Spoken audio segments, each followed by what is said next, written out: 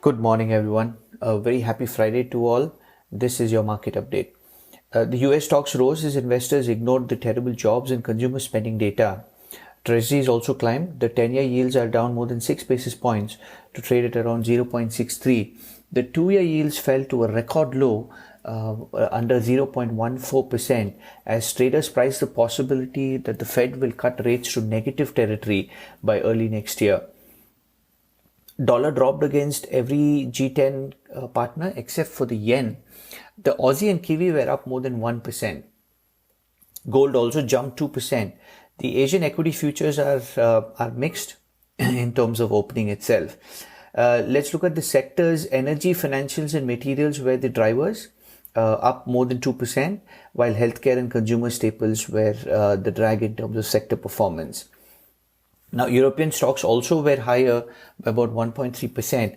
What is really stunning is Nasdaq is on a YTD basis positive. It's on a YTD basis positive 0.08 with the close of about 1.4% higher yesterday.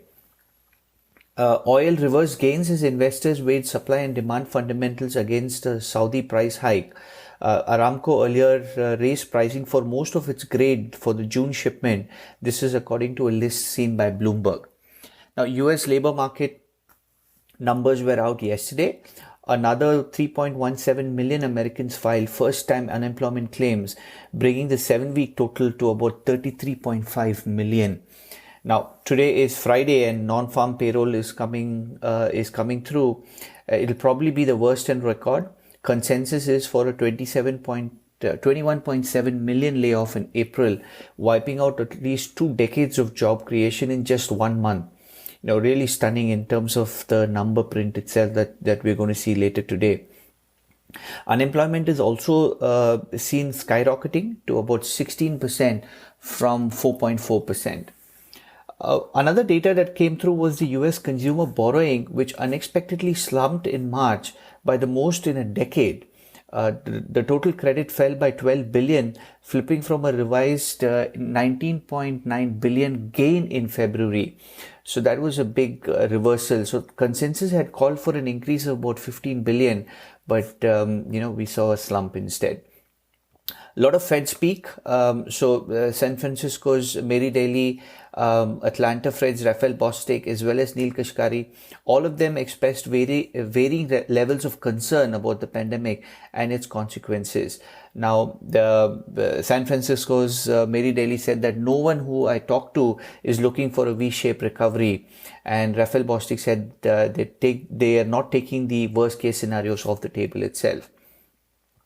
Now, one positive data that came through was the Chinese monthly auto sales, which rose for the first time since June 2018 after the country opened up for business again. So car makers shipped about 2 million vehicles to dealerships and stores in April. Moving on to equities, tough times for the travel sector. Hilton reported Hilton's revenue fell by about 22.6% worldwide, but the CEO also warned that the results do not show the full extent of the negative impact. Now, he also said that a much more dramatic impact will be shown in the second quarter results, and it would take several years to return to the 2019 levels of hotel demand. Bookings revenue also fell by about 19%. TripAdvisor's revenue also fell 26%. Bristol Myers and Teva both beat on earnings. The companies affirmed their full year profit outlooks as well. Intuit cut its EPS outlook for the third quarter and withdrew a 2020 guidance, citing the negative impact from the COVID-19 on its small business customers and the extension of the IRS tax filing deadline. Raytheon's sales and earnings beat. Zoom Video Communications bought a company called Keybase, which makes secure messaging and file sharing. This is a path to their getting more secure kind of service. Earnings that we can look forward to are Nomura Holdings, Mitsubishi, OCBC in Singapore, Macquarie Group, Siemens and ING are some of the names that we can look forward to in terms of earnings. Moving on to fixed income and rates. One interesting development that happened was United's junk bond sales is seeing weak demand as orders of just 1.5 billion were placed for a 2.25 billion offering by Thursday morning. So this is a little bit of a shift away that we have seen, because a lot of companies, IG and high yield, were able to issue, but United's junk bond sales saw no takers. So that may be a sign that there might be some increase in yields itself that might be required.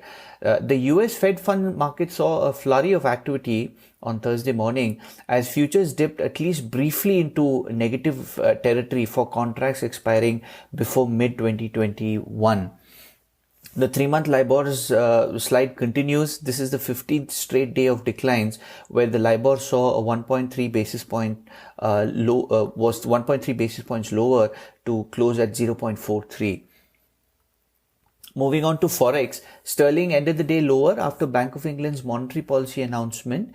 The BOE, as per expectations, left its bond purchase program and the interest rates unchanged. But 2 members voted in favor of an immediate increase in bond buys, and Governor Bailey admitted that they could do more in terms of quantitative easing next month in June. They expect inflation to fall below 1% in the coming months, consumption to fall by about 14%, and the economy to contract as much as 14% in their 2020 scenario.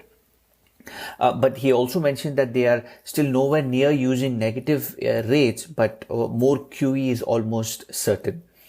The Australian New Zealand dollars traded sharply higher today on the back of stronger Australian and Chinese trade data. So in terms of China trade data, instead of falling 14%, Chinese exports actually rose 8.2% in the month of April, causing the trade surplus to jump to 45.34 billion from the 19.93 billion. The PMI indices also increased in April.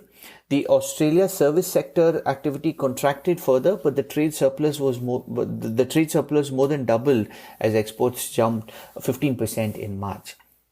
The AUD will remain in focus because the RBI's monetary policy statement would be coming out later today. Now, that is your market update, and have a wonderful day. Thank you very much.